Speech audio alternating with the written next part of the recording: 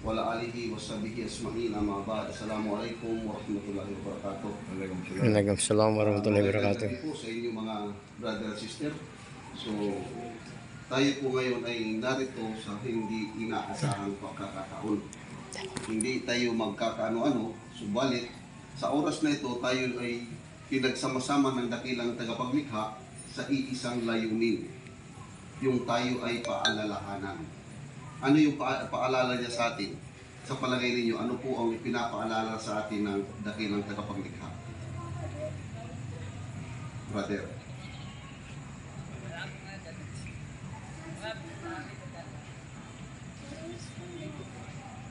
Ikaw, brother. Alam mo kung anong pinapaalala sa atin ng dakilang tagapaglikha? Kung bakit tayo narito ngayon? Lahat tayo makakaranas ng Lahat tayo, kamatayan. sabi ng Allah subhanahu wa ta'ala sa Quran, kullu nafsin da'ikatul maut. Ang lahat ng may buhay ay makakaranas ng kamatayan. Narito tayo ngayon, pinapaalalahanan tayo ng dakilang tagapaglikha na anumang oras tayo ang susunod sa Kanya.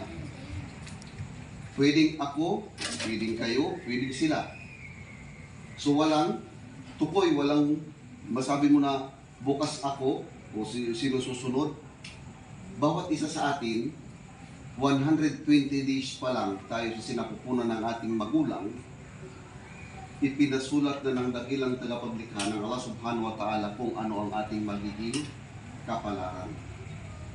Ipinasulat niya na ang panustos natin kung hanggang kailan lang ito pwede niyang gamitin. At nakalaan na, nakalagay na, nakatakda na kung saan siya mamamatay. At nakatakda na rin kung siya ay patungo ng paraiso at nakatakda na rin kung siya ay patungo ng impyerno.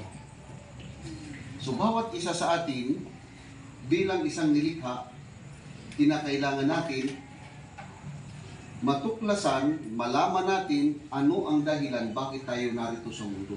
Ano talaga ang layunin ng dakilang tagapaglikha, bakit tayo narito sa mundong ito. Iisa lang ang layunin ng ating tagapaglikha.